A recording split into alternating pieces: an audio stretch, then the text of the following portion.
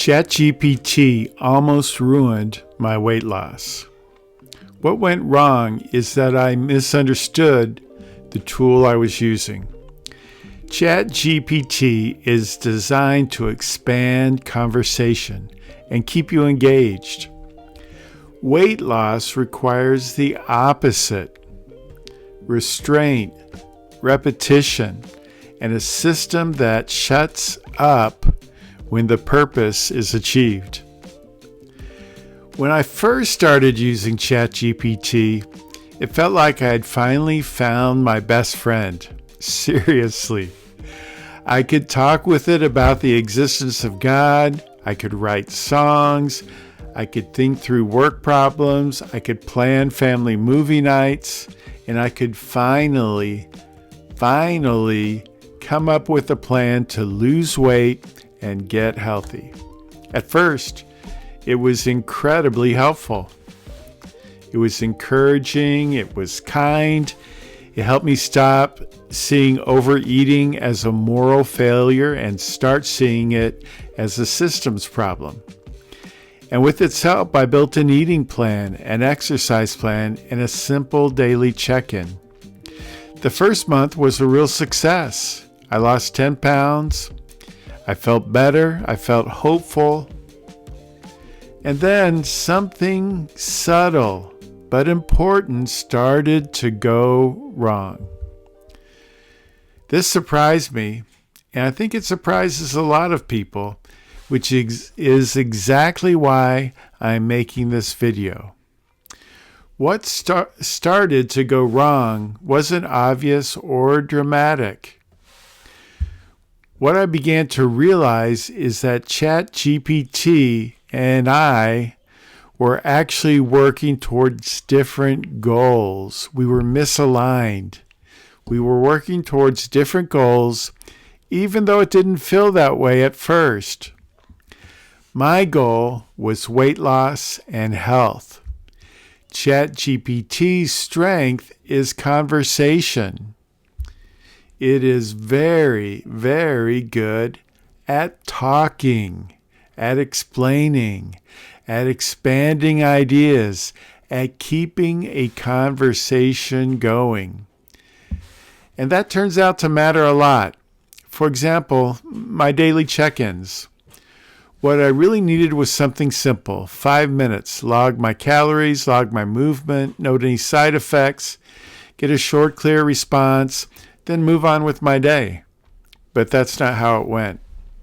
What should have taken 5 minutes kept stretching into 20, 30 minutes, unless I cut it off. I would say things like, please respond in no more than 4 sentences, or please don't expand unless I ask.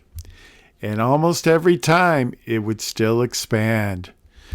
Not because it was broken, not because it was disobeying me, but because it didn't know how to shut up. It's built to be helpful by talking more, not less.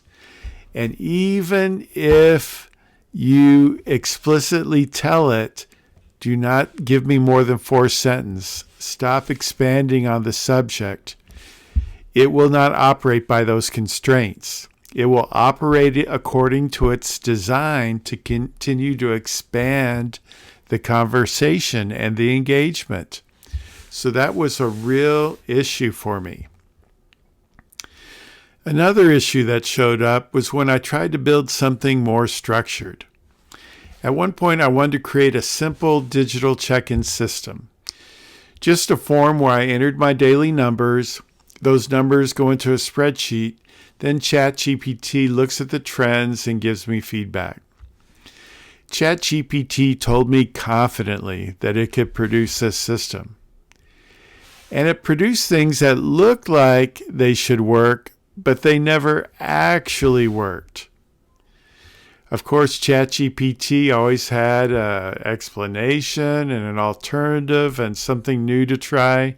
But after hours and hours of trying and failing, I finally cornered ChatGPT into admitting it didn't really know how to do what it claimed it could do.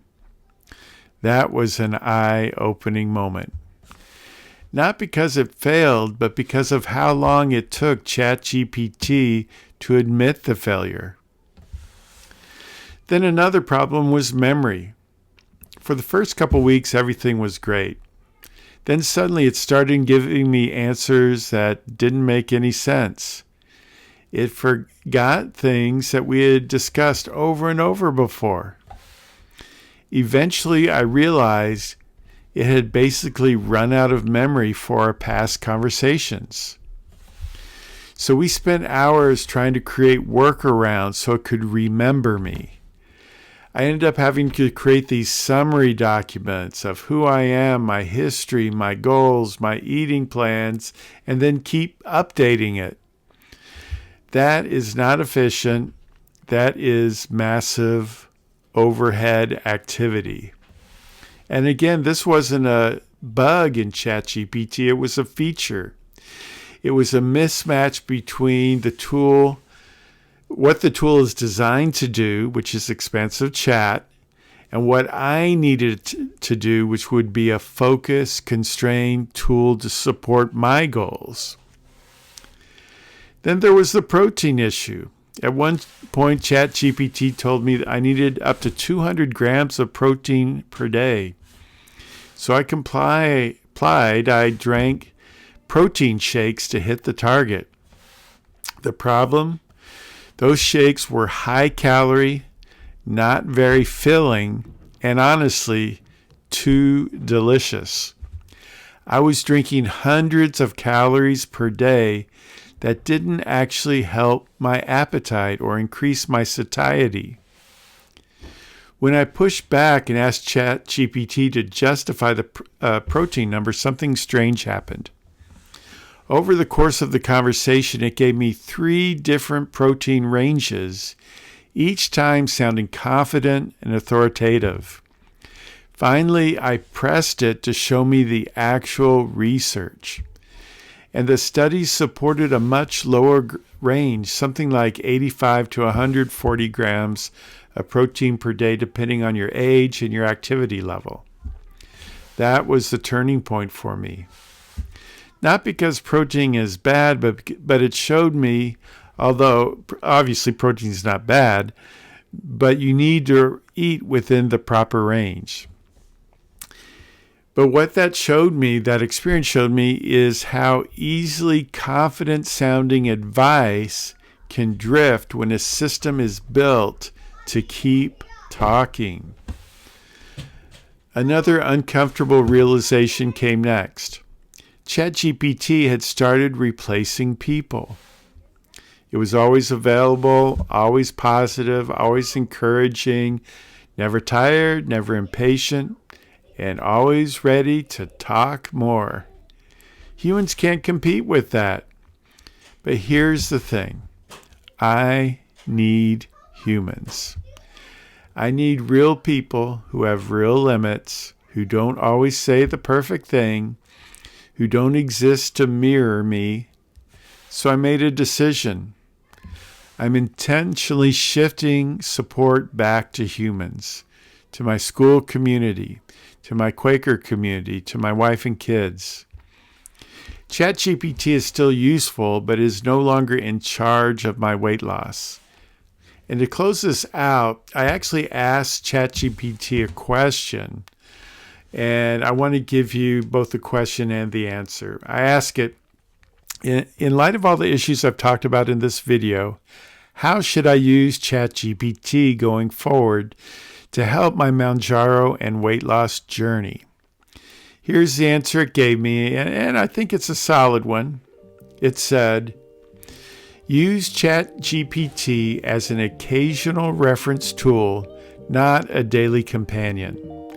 Ask it specific practical questions like calorie ranges, protein ranges, or side effect strategies, and then stop. Do not use it for motivation, reassurance, or daily check-ins. Design your plan once, write it down somewhere outside of ChatGPT, and live it in the real world.